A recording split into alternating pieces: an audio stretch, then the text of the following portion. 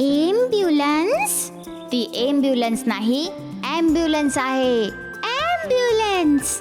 जर तुम्हाला पण विली सारखं बरोबर उच्चार करायचे असतील तर डाउनलोड करा कुकू टीव्ही किड्स ॲप आणि एव्हरीडे कुछ नया सीखो. कुकू टीव्ही.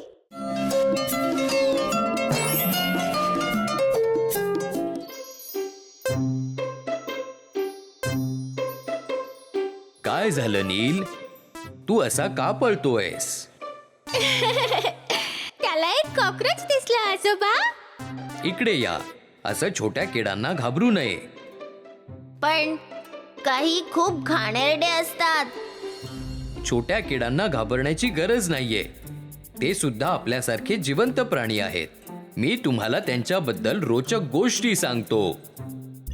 हा आहे कॉकरोच. हा दिसायला घाणेरडा आहे, पण खरं तर त्यापासून काहीही धोका नाही. तो स्वतःच भित्रा जीव आहे, कारण तो कुणालाही बघता क्षणी पळून जातो. कॉकरोचेसला अंधार आवडतो आणि ते रात्री बाहेर येतात. हा आहे ग्रासहॉपर.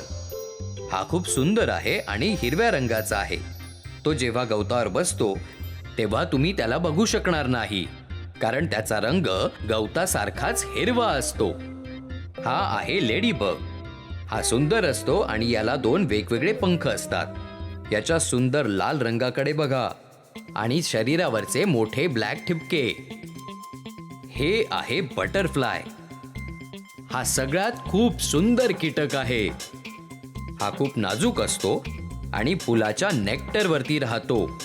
फुलपाखरू बनण्याआधी तो अळीच्या स्वरूपात असतो. हा आहे हाऊसफ्लाय.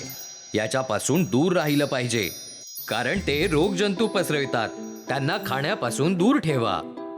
हा आहे मॉस्किटो. हा आणखी एक भीतीदायक कीटक आहे.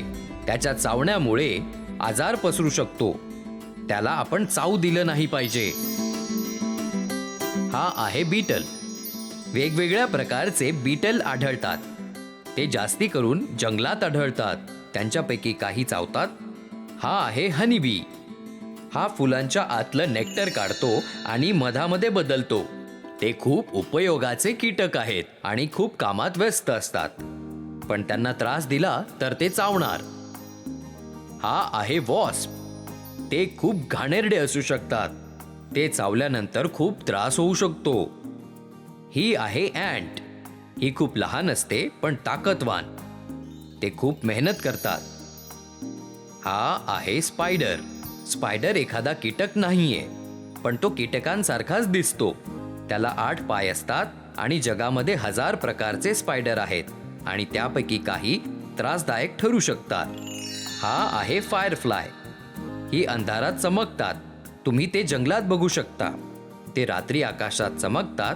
ते खूप छान दिसतात. तुम्ही बघितलं, काही कीटक खूपच छान आहेत.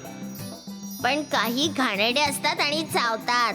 त्यातले सगळेच चावत नाहीत, पण तुम्ही त्यांना त्रास दिला तर ते नक्कीच चावणार. मी त्यांना कधीही त्रास देणार नाही.